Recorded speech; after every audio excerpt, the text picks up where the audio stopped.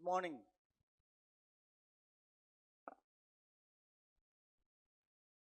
On behalf of the Directorate of Public Health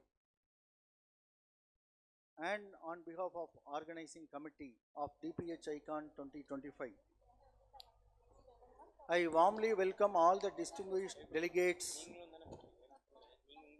experts, representatives from different organizations, and the esteemed speakers who have gathered here to grace the occasion of the 2 days public health conference conducted by the Directorate of Public Health and Preventive Medicine team. You all know very well, most of the participants are aware that yesterday we have conducted a pre-conference sessions with components of artificial intelligence, mental health preparedness, and also health technology assessment. We are thankful to the participants who attended the pre-conference sessions, and I believe that yesterday's program was much beneficial and also useful in taking the public health department forward in a more nurtured way. I would also like to extend a special thanks to all our stakeholder participants, all our organization who are partnering with us for more than 100 years in public health. And also, I extend my warm welcome to the organizing committee members, volunteers, and supporting teams who have worked immensely to make this DPHICON a grand success. We place on record our sincere gratitude to all the participants for their active involvement in all the sessions and also in all the activities or components of this conference. Our heartfelt thanks to the medical college faculty who have organized a quiz program, a junior panel discussion, which will be a first one of its kind, which we have introduced in this conference. I would like to experience, probably the junior panel will be conducted in this conference hall, and I request you to give your feedback and inputs so that our future leaders are prepared very well to face the public health challenges in the future. We remain thankful to every individual and institution whose support has helped us to make this conference a successful one. In this juncture, I would like to place some points where we are conducting or why we are conducting this conference every year. In fact, the question is, should we conduct this type of conferences every year? Or should we invite all experts to share their experiences, knowledges to our public health cadre, which is first of a kind in Tamil Nadu? The first and foremost priority will be the knowledge and policy. Knowledge sharing is very much important, particularly in this era of technological improvement and artificial intelligence, and we can coin many words like machine learning, artificial intelligence, etc. The capacity building is very much essential for all the cadres of public health. Next. Another important is collaboration and innovation. Public health is a unique or a unit of the whole health and social development. But can public health exist alone, or can public health alone can contribute or achieve anything? It's definitely not.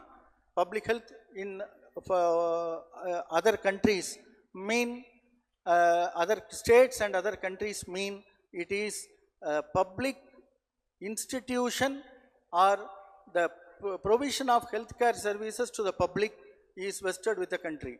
But in Tamil Nadu and in some of the states, where we are foreseeing public health cadre.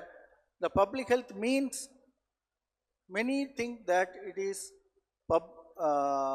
communicable diseases, epidemic preparedness, disaster management, or program, national health program implementation. It is not so. We need public health in toto means it puts all departments in the health and family welfare department of Tamil Nadu as well as other line departments like social welfare, ICDS, education, revenue, rural development, town panchayat, municipal administration, urban local bodies, etc. So we have a lot of partners who were working with us, who are working with us, and who will be working with us. So encompassing every team, every department, we need to have networking and partnerships across sectors. And also in this era of digitalization, we have to encourage innovation and digital health. Next. Also we have an emerging challenges and also we have to be prepared for that. Addressing emerging and re-emerging health challenges is a foremost issue.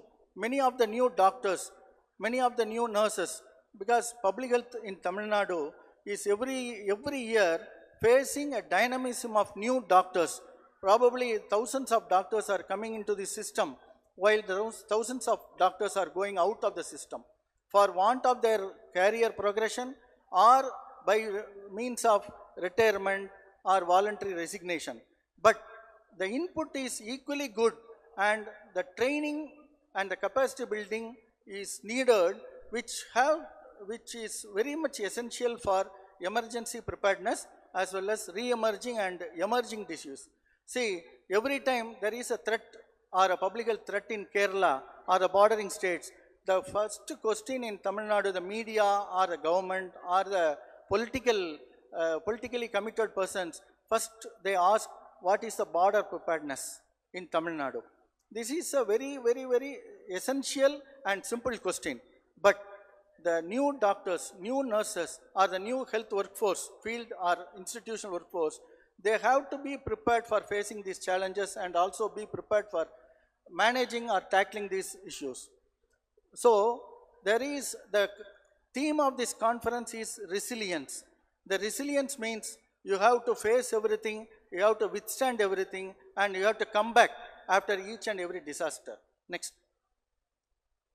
And also the important is not only the health workforce need to know everything, but the same tempo has to be conveyed to the community. Unless the community knows what is happening in the department or what is happening to the improvement of the self or some form of treatment or recovery for the individuals, for the family, for the community.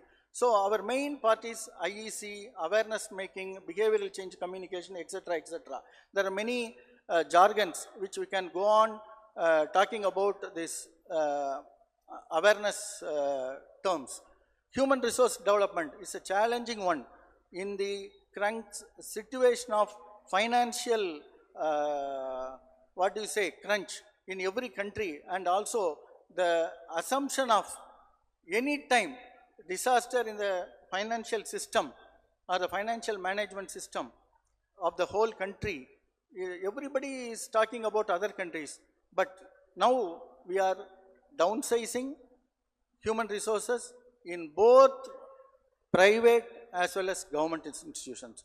So the downsizing means whether it is fitting to health department or not. That is a $1 million question.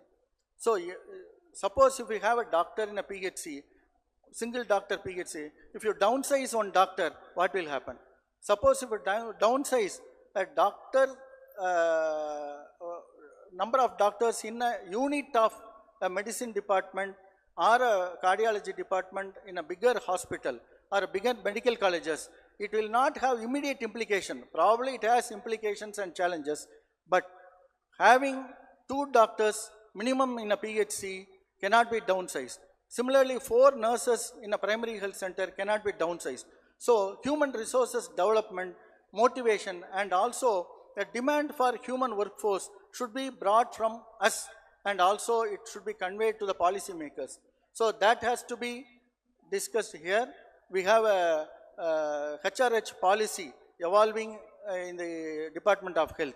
So now we have to talk about strengthening human workforce. The human workforce retention was very strong in Tamil Nadu some 12 or 13 years back, but now it is a challenge. So retaining doctors both from the individual perspective, from the community perspectives, and also from the government perspectives is very much essential. Next. The student engagement, I missed about talking about student engagement. Now we have NMC bringing into family adoption program, where the dream is every student should look after 3 or 5 families right from the joining of medical, right from the time he or she joins the medical college. So that is actually complementing the universal health coverage objectives. What is universal health coverage, or what is comprehensive health coverage? Suppose if we go to a household, if there are 5 members, elderly person, a widower or a widow, along with the families in a joint family or a nuclear family, or a single person living alone in a house, they have to be taken care of. Suppose if a person, if a health person goes to a household, for each and every category of individual, suppose if it is a 60-year-old male, we have programs, we have schemes, we have strategies. Suppose if it is a 5-year child, we have different programs. Suppose if it is he or she is an adolescent, we have an adolescent health program.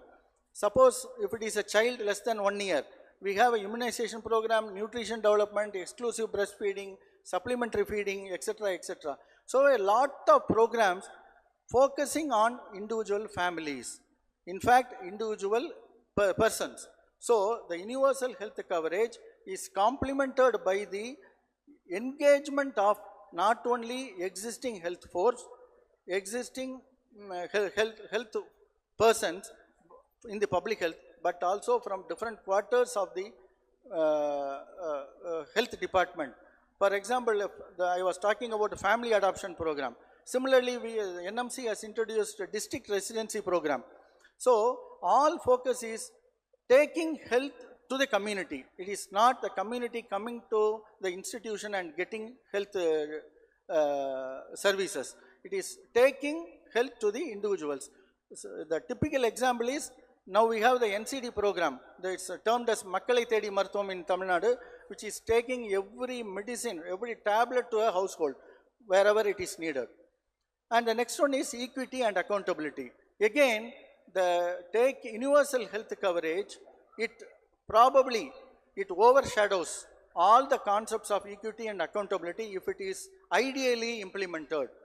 And this has an indirect implication on achievement of SDGs and health goals. Next. And now, this all activities so far we have done in the year, in 100 years, have to be showcased. What is to be showcased? Achievements and best practices. Cross-country experiences, cross-state experiences, cross-district experiences, now coming to cross-block, in the national language we can say cross-taluk experiences. All have to be put together, implementing the best practices and implementing the innovations are to be showcased here. That is our objective. Next.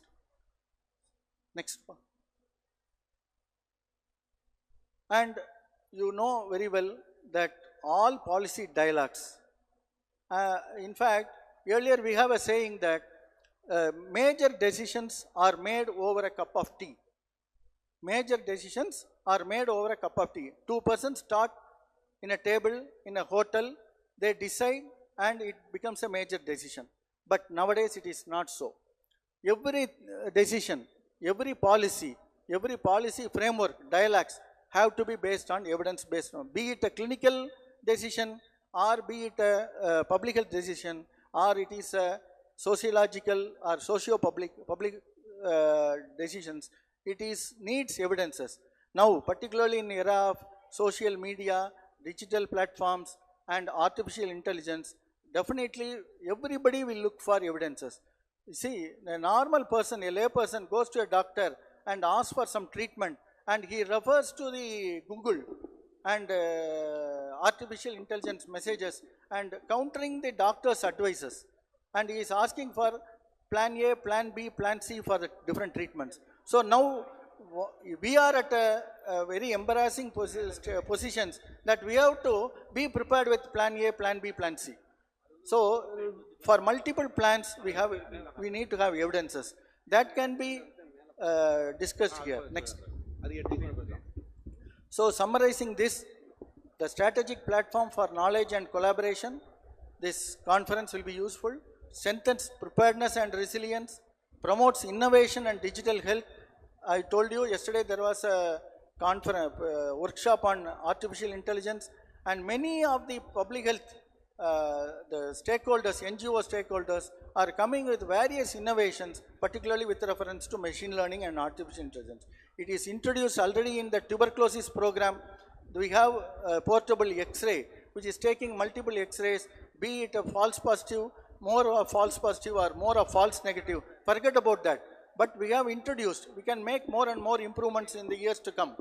Promotes innovation and digital health, enhances equity, inclusivity, and also accountability. And ultimately, this conference brings many people, many experts, and which can make some changes in strengthening the public health system and also ultimately the population well-being. Coming to updates in public health, I am not going to talk about numbers because we know, everybody in Tamil Nadu know where we are. Next. See, globally, we have a different, now the era is, particularly in India, it is not pre-independence, post-independence. Globally, it is not first global war or second world war. It is pre-COVID and post-COVID. Now, post-COVID-19 preparedness or post-COVID, we have changed ultimately into a new thinking or a new platform. Even if a man dies of an accident, now people start asking, probably it should be due to COVID. Such an amount of, extensive amount of or in-depth analysis of COVID are being undertaken. Climate change and health, heat waves, floods, vector-borne diseases. Digital health transformation, AI, telemedicine, global health strategy, digital strategy. Universal health coverage, we have started implementing, we are into it, we have seen many successes. And antimicrobial resistance, again a global action against antibiotic misuse. Everybody is talking about AMR, every day news about AMR is coming, but we have to have a long way to go. Then mental health prioritization, community, everybody, yesterday again there was a pre-conference workshop on mental health. Everybody in this room, I can definitely say everybody in this world is a mentally healthy person, and why we can also say mentally not healthy person. I will not say mental illness, but everybody is not mentally healthy to a perfect 100%. So we have to have a mental health services and priority should be given to that. Next. So now what we have in our country, the National Public Health Bill, modern, it is probably it is overtaking our public health acts, and Ayushman Bharat Health and Wellness Centers, expanded primary health care, digital health mission, Ayushman Bharat digital health mission, we are going into. Now the challenge is getting an Aadhaar card itself is a challenge. Now getting an ABA ID is a challenge, and now if you go and enroll yourself as a student in university, you have a one digitalized student ID number. Unless you get a student ID digital number, you cannot enroll in a university. To such an extent, in all departments, the digital platforms have come into play, and non-communicable diseases, still we are diagnosing diabetes, diagnosing hypertension, diagnosing complications, but we are not controlling them. We are finding it a challenge to control them. So it has become a major problem. And cancer, unless it is early detected, it's very difficult to manage. by the time you suspect, by the time you do a biopsy, by the time you bring a result to the individual, by the time you start the treatment, the patient goes into stage 1 to stage 4. So the lot of time is lost. So probably we have to find out some mechanism to, or AI, use the AI to suspect and do the treatment, initiate the treatment at the earliest. So we all know about nutrition, anemia control, maternal child health, and now particularly in institutions, the quality issue is a big talk. And unless we practice quality day in and day out, see, the medical colleges have the annual function. It is not the anniversary function. It is not the convocation. It is the NMC visit function. Similarly, the quality should not be a function. It should not be a celebration. It should not be a one-day affair. It should be talked of. It should be internalized, and every day it should be practiced in such a way that the individual coming into institution for ailment should not ask even a single question to complete his treatment, except for telling his complaints. So that amount of quality should be internalized and practiced. Vector-borne diseases, again, we have not controlled dengue, we have not controlled chikungunya, we have not controlled malaria to the extent which is anticipated or expected.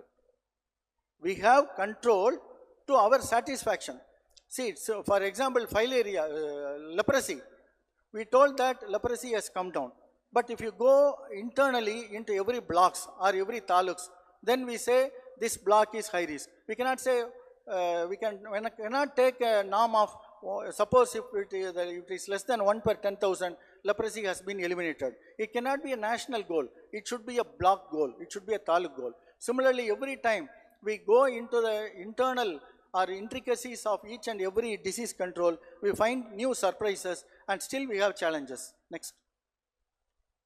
In Tamil Nadu, we have a different way of coining, but still we are in tune and with the global and India update. We have Makkalai Thedi Marthuvam, health facilities at the doorsteps, and campaigns and camps. For example, we have recently converted this Varumun Kapum Thittam, the village level camps, as Nalam Kakum Stalin. So what is special in that is using or utilizing the available technologies, incorporating health management information system in the camps, creating ABA IDs, creating or delivering the insurance cards, all are well appreciated by the public. We can see visually or physically, we can understand the satisfaction with which people go out when they go out from the camps. We cannot say that all the 1,500 people or 2,000 people who come for the camp are going with satisfaction. But we can definitely observe improved sense of satisfaction in total among the public as well as the political or elected representatives when they give us inputs and feedbacks. Yesterday our additional director was saying, one of the political person, he was saying he is going to give treat to the his constituency health workforce, because he is immensely satisfied with the way the people are working, the health people are working. So that type of feedback, when we listen, it gives us a sense of satisfaction and feel of award being given. So such type of inputs we need. It is not for the gratification, it is the sense of recognition. When we can understand the satisfaction, and also the words uttered by the people for our, it is recognition of our services. It is not again recognition, it is acknowledging the service. I will simply say no certificate, no award is needed. But if people acknowledge whatever we do, then that is the final. And again, expansion, organ donation, I will say Tamil Nadu is the leader still for past 8 or 9 years. And expansion of emergency care, we have innovated and best practices, followed best practices in the form of 108 and trauma network. Public health workforce strengthening, I was telling that the health workforce retention was unique in Tamil Nadu some 10 years back. Now we have to bring back the same tempo that is the need of the hour. Next. So, now through this conference, shall we still focus public health moving towards preparedness and resilience, digitalization and innovation in healthcare delivery, equity and inclusivity, and focus on NCDs, nutrition and MCH further, and climate change adaptation and community-based care. So now everybody talks about rabies, everybody talks about dog bite, and everybody asks whether dogs can be controlled. And now it is open to the forum, open to the community, open to the policy makers, which should be controlled. Now it is again a question to the people who are administering vaccine. How long we are going to administer vaccine? What is the quantum of vaccines we are going to get or supply or distribute or give? We do not know. So this is, for example, I'd say there's a lot of challenge. We still have to deliberate and discuss in the opportunities like this. Thanks. Next. Thank you. Thanks again for all the participants, delegates, experts who have come here to grace the occasion and make the conference a success. Thank you.